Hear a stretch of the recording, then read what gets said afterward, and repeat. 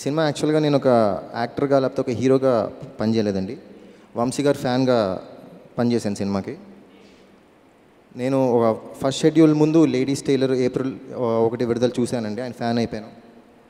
దాని తర్వాత second schedule start అవ్వక ముందు సితారా, అన్వేషణ సినిమాలు చూశానండి back to back. I started worshipping him. అంటే చాలా ఫ్యాన్షిప్ వచ్చింది ఆయన మీద.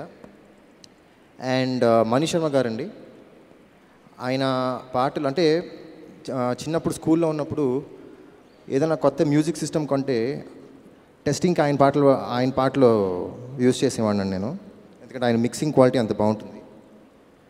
అండ్ నాకు బాగా ఇష్టమైన సినిమా ఆయన కంపోజ్ చేసిన మ్యూజిక్ ఖుషీ సినిమా అండి. నాకు ఇంకా గుర్తు.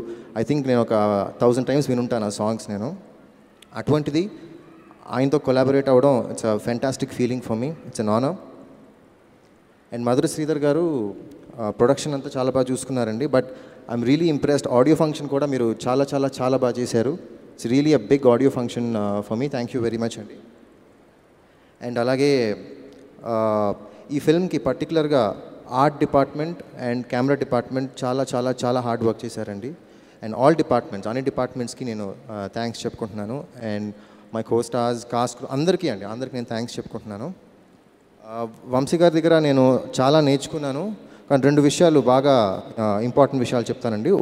ఫస్ట్ థింగ్ ఏంటంటే ఫిల్మ్ మేకింగ్ టెక్నిక్స్ ఒక నెరేటివ్కి ఎలా బాగా వాడుకోవచ్చో అది కొంచెం తెలుసుకున్నానండి. సెకండ్ ఏంటంటే వేడివేడి పెసరట్లు ఎలా తినాలో నేర్చుకున్నాను.